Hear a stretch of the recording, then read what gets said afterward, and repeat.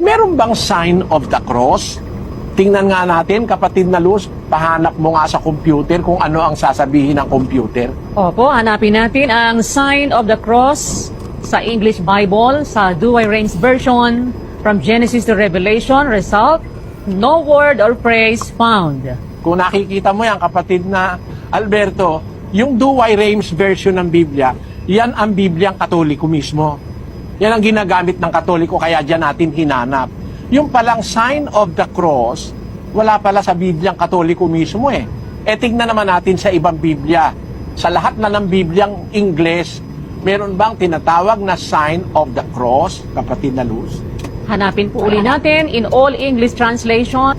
Let us search for sign of the cross from Genesis to Revelation. Result, no word or phrase found. Ayan, ang sabi ng computer, hindi pala naman nakasulat yung sign of the cross eh. E paano mong gagamitin yun? Alam mo kung ano yung sign of the cross, kapatid? Basahin natin, kapatid na Daniel, yung Discourses on the Apostles' Creed na isinulat ni Reverend Clement H. Crack sa pahina 17, kapatid na Daniel. Ito po ang sinasabi ng Discourses on the Apostles' Creed by Reverend Clement Crock, page 17. Saint Teresa states that Satan had no power over the cross, nor over any object over which the sign of the cross has been traced. It is the Christian's strongest and most powerful weapon against Satan. Ayon daw kay Santa Teresa, hindi naman apostol yun. Hindi naman mangangaral ng Diyos yun. Ang sabi raw ni Santa Teresa, yun daw sign of the cross, yun daw ang strongest and most powerful weapon against Satan. Yung pala, panlaban kay Satanas yung sign of the cross. Yun ang sabi ng libro. Bakit pag nakaharap ka kay Santa Maria, nagsa-sign of the cross ka? Satanas ba si Santa Maria? Medyo yata may mali. Bakit? Panlaban pala kay Satanas. Ba't mo naman sa harap ng estatwa ni Maria, magsa-sign of the cross ka? Bakit pagpasok sa simbahan, yung pala'y panlaban kay Satanas yung sign of the cross? Bakit ginagamit mo sa harap ng altar? May Satanas ba sa altar? Mag-isip ka, kapatid na ha? Ito pa ang panalangin, hindi namin ito inimbento. Ito'y isinulat sa maikling katisismo, kapatid na Daniel. Ito po ang maikling katisismo pahina 3, may nihilabstat ni J.C. Abriol at imprimatur ni Hernando Antiporda, printed and published by Catholic Trade, Manila Incorporated. Ang tanda ng Santa Cruz.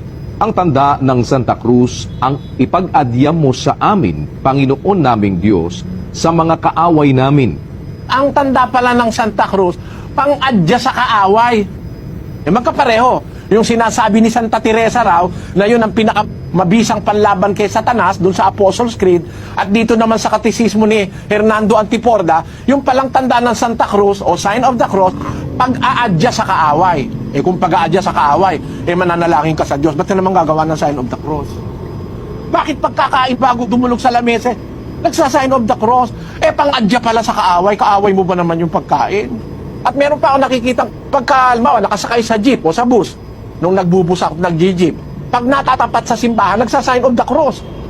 Ganun ka ako, yung pala'y pang-adya sa kaawa, yung pala'y panlaban kay Satanas. Ba't pagtapat sa simbahan, tali-daling nagkukuros? Magulong aral yan kasi wala sa Biblia.